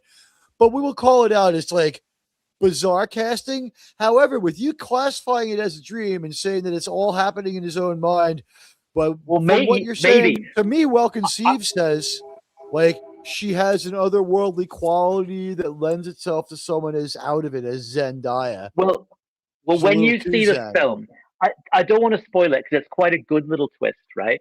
It's one of those moments, right? Not as in like, oh, it's amazing, but like, oh, like it's like that moment in Inception. Because I love the film Inception. When you find out that the reason that Cobb knows Inception works is because he did it to his own wife. Right? Yeah. All right. Tell us about Elliot. Tell us about Lupita Nyong'o. Let's get one more out of the way first. You said Pattinson did good. How about Anne Hathaway? Yeah, Anne Hathaway. I mean, I like Anne Hathaway as an actress. She's pretty intense in it, and both she and the Cersei scenes have some quite heavy-handed feminism. And there's a heavy-handed feminism scene with Anne Hathaway basically telling Tom Holland that, the only reason they considered you as king is because you're male, blah, blah, blah. So it's preachy. Yeah, I mean, there are a couple of moments in it that are preachy. So it's the watered down the preachiness because it's so damn long. Yeah, it doesn't really. Oh, JT, sir. It takes you out of it for a second, but she's not bad. Like, she's pretty decent. It's a decent Anne Hathaway performance, and she doesn't sing. She doesn't have to sing. Okay, all right. So that's good enough. And then we put it off long enough. The man they call Jimmy Page, Led Zeppelin lead guitar player. All right. So she was in Inception as Ellen Page. We have Page in this one as Elliot Page. They're not playing the most honorable character. It's a character that's troubled. Let's hear your take on that. It's an interesting character, and it's quite a key. She doesn't have a lot of. Okay, Paige. I'm just going to refer to that person as Paige. Call him Paige. You don't want to disrespect anybody, and I appreciate your tact. Don't want anyone to get in trouble, and you are a wonderful friend for being so. I don't want anyone to get in trouble, and I have a lot of sympathy for that person because they must have a very confused inner life. But anyway, so Paige, has some. Paige puts in a decent performance. The physical stature actually makes sense when you. I mean, I don't want to spoil too much stuff, but I mean, but the thing is, people are like, oh, it's this tiny Greek warrior. If they find a way to justify it, maybe. The character is recruited as a child because they draw lots to see who will go, on the Odyssey, like who will go to invade Troy, right? And the Page character is a child who takes the Robert Pattinson's character's place in the invasion in the army. I mean, this is knowing that probably most of them won't come back, right? Because the Pattinson character comes from a sort of a more wealthy family and blah, blah, blah. There's reasons to it. And it plays into later. So Paige's character is quite key. I tell you this: the first thing that happens to Elliot Page in that film. I mean, they don't have a lot of screen time. There's two really key scenes. One when they're alive, and one when they're unalive. I don't know how much you want to tell you about that, but like, well, you did say they talked to the dead comrades, so it could happen then, or it could happen. They are in Hades for part of the movie, right? Yeah. That's I really liked. I really enjoyed that bit. I mean, and not really? as in, it was fun. It was fun, but it was quite intense. That's a bit James Remar in. Do you know what it felt like, that bit? God, it felt like a scene from an RSC, a Royal Shakespeare Company production, of how they do sort of, Macbeth, and then talking to dead comrades and stuff, and in Hamlet talking to ghosts. How the RSC takes those supernatural things and brings them down to a very gritty level. It felt like that at times. So the first thing you see Page do is die. The armor took a lot of people out of it, but I thought that we saw more weird stuff in the trailer than anything else. Was the armor mostly leather and believable, or was it kooky? Yeah, mostly leather, a little bit of plate here. I mean, the Darth Vader costume that Bernie Safdie wears, Agamemnon. That was nuts. Yeah, a bit silly, but I understand why he's made out to be, because Agamemnon he's the king of kings, right? He's the leader. He's putting on his high king outfit or something like that. Yeah, he doesn't get a lot of lines, Agamemnon. Well, not when he's alive. Oh, okay. The Page character is kind of important, and it complicated in terms of what their function is, both within the narrative, but also their function in the Trojan horse. That there's a twist there. I hope people catch. I read the twist. I think I know what it is. Yeah, okay. But when Page is not Achilles, right? Let's get out of the way. Not Achilles. Okay. I mean, so the Page character was recruited as a child, and you see the child, and it makes sense. Okay, well, didn't grow up very big because he grew up most of his life on this beach trying to fight the Trojans. But Page's first moments in the film are pretty brutal. You find out why, though, that is much later on. I mean, it's typical Nolan, right? Like, coloring in segments of the plot a little bit at a time. I mean, there's artistry in this film, right? There's some mastery in this film. But, it does meander, and I guess it's a story about wandering, but you feel that it's not a tightly focused narrative. And if he had been less self-indulgent and made it shorter, I mean, epic films got to be long, right? Epic films are long, but I feel like this one could have been done in 2.5 rather than in 3. Throw in more. Quick take on Tom Holland. Yeah, good performance for Tom Holland, I thought. I mean, you can't see Tom Holland now without seeing Spider-Man. It's very difficult. Right. And he doesn't really play against type.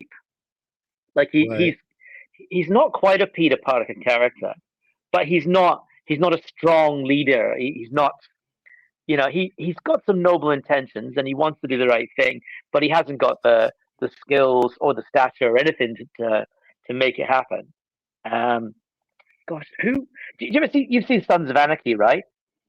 Not a lot. All right. There was a character in Sons of Anarchy called Opie, who was one of the big thugs in the gang. And he plays Mentor, who is sort of Tom Holland's character's bodyguard and fighting instructor and stuff. And so he has some good little bits. I'll tell you, one of the big surprise of the film for me. Okay. The big surprise of the film for me in terms of performances was, wait a minute, hang on. You're Cuban. Is he Cuban as well? Is John Leguizamo? Javier Bardem. Oh, John Leguizamo. I think he's Puerto Rican. Is he German? Is he Puerto Rican or German might not be on, Mike. I believe he is either Puerto Rican or Mexican. He's New York City born, though. Yeah.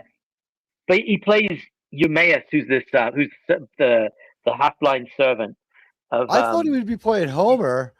I'm like, No, this he plays movie's Homer is Homer Simpson. It's John Yeah. Leguizamo, as Northern He's English actually not Bastard bad. calls him.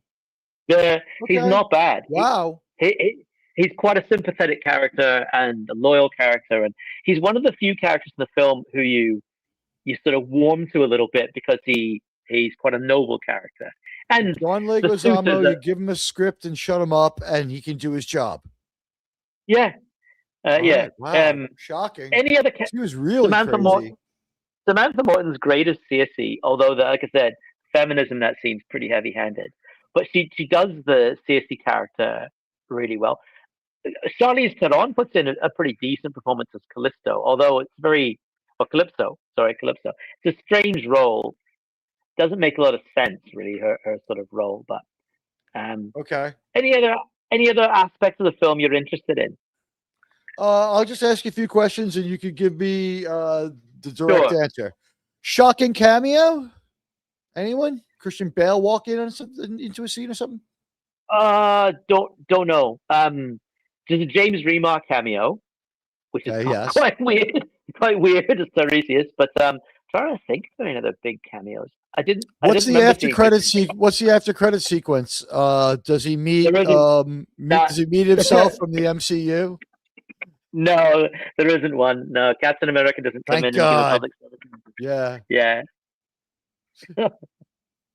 Why doesn't he do anything about some of these devices that were left behind on Earth a long time ago, as we saw in Batman vs Superman and Justice League? The world. Why doesn't he make a move on the world building devices? Oh, why doesn't Theseus take care of the mother boxes? Well, yeah. I suspect it was a rights issue. Although Warner Brothers does own DC, so maybe. What's going on? Maybe James Gunn wouldn't let him, I suppose. James Gunn, I think, is to blame. Yeah, so everything is his fault. I can't stand that guy's vision. I think he's really misfired badly with the Supergirl movie, and they might need this. I don't know if Warner Brothers wants to go any further down the road with him. Like, I don't see Paramount keeping him either. That's going to be a weird. The Gunverse is going to be like 2 to 5 movies tops, depending upon how quickly they can stop him. Yeah. Actually, well, I think Man of Tomorrow is just about filmed, although they could back over it, I suppose. The Alex Kurtzman method of filming like is done. It's in post-production, I believe. Yeah. Okay, so they're doing Universal. The Odyssey was Universal. Sorry. The Odyssey's Universal. Not Warner Brothers. Let me stick with that. Viking longboat, kind of weird, doesn't tank the movie aesthetically, not that crazy, just a little bit shocking when people point it out. I didn't really notice it when I saw it in the I thought that actually worked. The maritime scenes worked. They worked really well. All right. So as good as the maritime scenes from Rings of Power? I have not. I mean, the sea is always right. They have a great right. line like the sea is always right. No, I tell you, Himesh Patel probably is one of the weakest performances as Eurylochus, who's his second in command. And the one thing he does well is that Odysseus' men eventually start to turn against him. Right, they start to not be so keen on getting his taking his orders because he's led them to disaster and all the rest. So, but he does that in sort of a subtextual way that they don't come out and say, in an open way, yeah, we're not listening to you anymore. He does it in sort of quite a subtle way, which is, decent scripting, I guess. There's a Welsh actor, Andrew Howard, who has sort of a role as one of the Odysseus men as well. He does tons of villain stuff. Andrew Howard has been a villain in tons of things. Yeah, right. I guess I'd fire one out at you. You said that was a standout weak performance. Who was standout strong? Gosh, who was standout strong? You said, but you did say to me that the core cast, all was pretty good. And there were some people at the peripheral of the movie who had just tuned out, or just Nolan wasn't able to get a good performance out of them. I don't. It's tricky because he's stripped away those things that make these characters larger than life. Like okay, Right. in the Nolan Batman films, Batman is intended to be a larger than life character, right? And he comes in Batman Begins. He definitely comes across that way. Bane is a larger than life character, and he definitely comes across that way. Do they see Bane in Hades? No, I mean I'm surprised Tom Hardy didn't get a cameo. To be honest, Michael Caine does not get a cameo. I couldn't Too see Michael bad. Caine anywhere. I would have liked to see him as Homer or something. Let me ask you a question: who plays Patton in the movie? Who played Patton? I mean, he was there. Yeah, that's right. Well, I think he was about 1,000 years later than that because it was the Romans that he was. The sack of Carthage and the Romans that he was at. So he was a little bit late. Battle. A previous incarnation of Patton, the Patonicus. But let me ask you a question: coolest monster? All right. So the big supernatural monsters. The Charybdis is bizarre. It's just, yeah, like he probably the coolest monster. What the hell comes through the sail and grabs the guy? That's Charybdis. They have to sail between Scylla and Charybdis.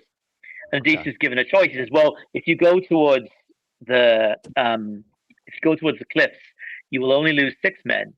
You go towards the whirlpool, you lose them all. You decide, right?" So you see him skirting the whirlpool as best he can in the trailer.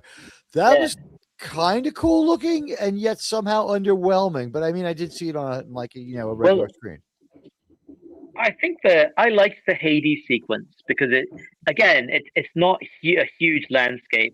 Like Nolan, he doesn't go for like big landscape shots. There's some nice shots of the sea, but everything feels, and there's some great shots I think of Troy as a city, but everything feels reduced. Like the film Troy has more of a sort of a sweeping epic panorama when it shows the city. Because Troy as a city is not shown during the daytime. It's shown at night when the Greeks penetrate the defenses and slaughter burning everyone and what have you, right? Yeah, the burning and destruction, and all right. I'm surprised I thought of the melee metaphor for that, but that's how Troy comes across. I don't know. I mean, I don't mean that in a disrespectful way. It's just. Don't worry about it. It's been long enough, right? 70 years later, 65 years later on, everybody's sorry and everyone's moved on. You know what? Thank you for the first-hand account of the movie. I'm kind of trying to think of any other questions. Germ, do you have any other questions for our guests who've seen this movie that's been the cause celeb of so much? Like the set pieces working out to what's the best set piece? Well, that's the trick, right? Is this. It's kind of all right. So in Inception, there are definite set pieces, right? Which are the heist that's in play.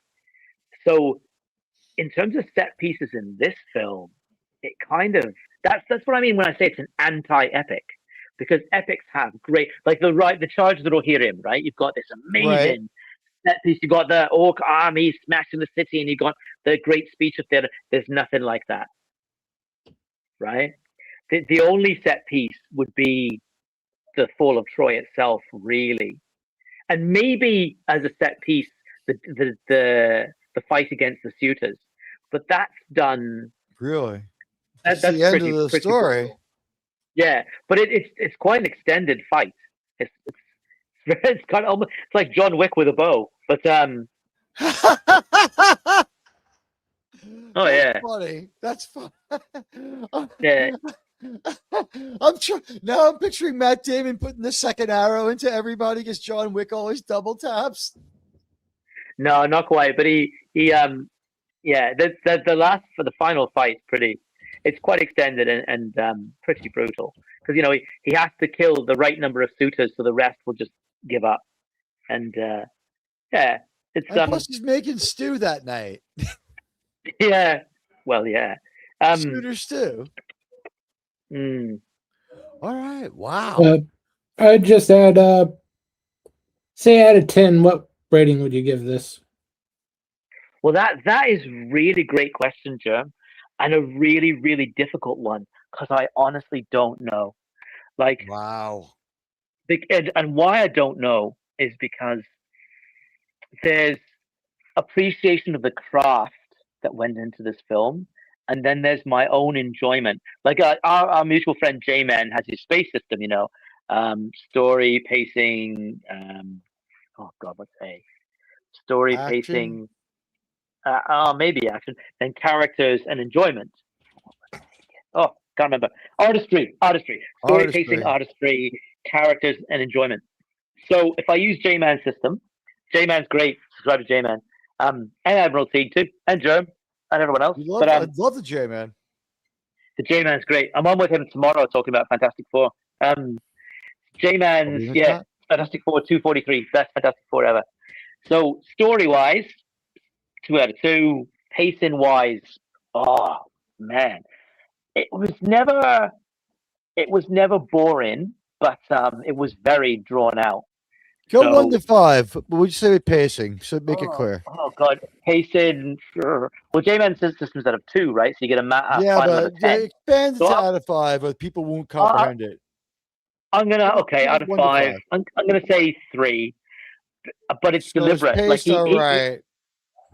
he's making it long though. Like I think people are like, oh, Nolan's lazy. Nolan's doing this or that. I think everything about this film is incredibly deliberate. This is a film that he put a lot of thought into. So artistry, I mean, you got to give the guy 10 out of 10 for artistry, right? I mean, it's not historically accurate to the period, but who cares? If it's 10 on artistry, he might be justifying the insanity. Yeah. I mean, is this David Lynch's The Odyssey? It's not far off. It hasn't got quite that crazy edge, that really perverse edge that Lynch had in Dune. Like, that's messed up. I really enjoy that film, actually, because it's so messed up. Dune 84. Some of the things you're telling me sound rather Lynchian. Yeah, I guess. Although Lynch, it's a little different. It's not a race ahead. I'll tell you that. It's not a race ahead. Thank goodness. Let's park that one in the tangent parking lot. We can rant on it one day. Yeah. So artistry, I'd say very, very high. The ship scenes, I thought. The ship scene's very good. Like, I thought the ship was good. The creatures were good. I mean, the Cyclops you see mostly in darkness, so it's. And I guess it depends whether you like that look at all, because it looks very deformed. It doesn't look like it's. If he ever pays it off with like a decent look or works the darkness in an artistic way, then I would say okay. If it's hiding stuff like in Star Trek, then no. Yeah, I don't think bad new modern Star Trek.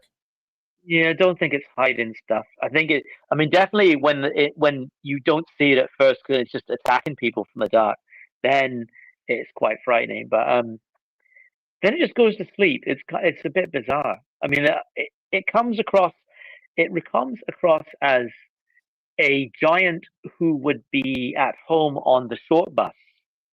Is that my American audience? It's a short bus giant. All right. So what's the C for cast? Characters. So characters. The performances are pretty. Can have better characters. Pretty solid. But it's what they have to work with. Like there's no one. Like, it's deliberately taking the larger than life aspect out. I mean, in Troy, right? Brad Pitt is Achilles. I mean, Brad Pitt, he looks like a demigod in that film anyway, right? So, I mean, yeah. So Brad Pitt is larger than life, both in appearance but also in mannerism, right? And the things he does, that he can slay a giant with a single stroke of his sword, right? Do we see them invoking the curse by trashing the temple in this movie too? Oh God, that's one of the harshest. That's something I was hinting at earlier, and that brutal. That ties into the Zendaya theme. Well, it's what's implied is pretty awful, right? And that ties into why Zendaya is how Athena is manifest. you know, is how Athena manifests to Odysseus and calls into question whether or not is that really Athena, or is it his own conscience speaking to him. But anyway, All right. the So Second Temple is pretty bad. then the last one is enjoyability. Enjoyment. I didn't I didn't come out of it thinking, oh, I'd love to see that again. I was kind of like, As long as do the I 10 mean? Commandments. Yeah, like Schindler's List, right? Is a film you go, wow, that was a well-made film, but I'm not sure I want to see it again. Yeah, that's kind of the Pink Floyd of movies. You don't exactly put it on at a party. No. You know, and there are some really great films that are that way, that they're amazing pieces of cinema, but you think, you know, once is enough, that's all right. I'm done now.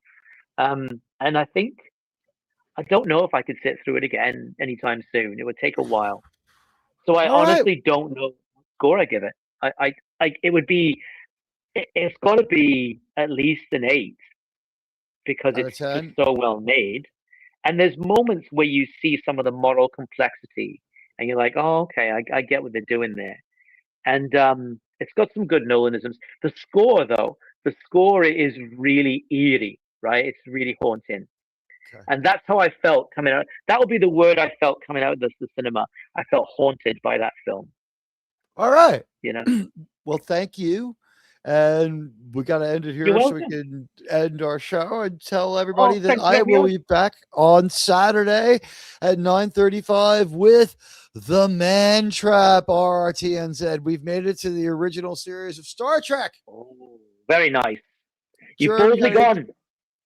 Yes, we've boldly gone where every show has gone before, but no other show has ever gone to the final frontier with 105 reviews, 110 reviews under their belt, maybe 125 if you count New Trek. And we are going to take on Strange New Worlds. Sorry, Jerm. All right, everybody. Jerm, what are you doing on your channel? We have another Godzilla movie on Monday and hopefully one or two other projects throughout the week. All right, everybody. Thank you very much. It's me, your buddy, Admiral Teag. What kind of outro video do you guys want? You know what? I think maybe we should just get out of here and let all you guys go. Think about whether or not RRTNZ's recommendation has changed your mind and whether or not you think this 3-hour movie is theater worthy. I don't know. It's a pretty long movie, but you know what? Let's leave with the master. Not Christopher Nolan, but Jorge Lucas. Do you want the Star Wars trilogy and the mythology to go beyond your lifetime? No. 3 will be the last film, and it'll be a 6-part series, and that'll be the end of it. Incorrect. You're not mentoring someone to take over for you? No, it's Automatic defense procedures initiated. There may be other venues for it, but not in the theatrical release. Affirmative. Well, I don't want to have it just sort of turn into Star Trek.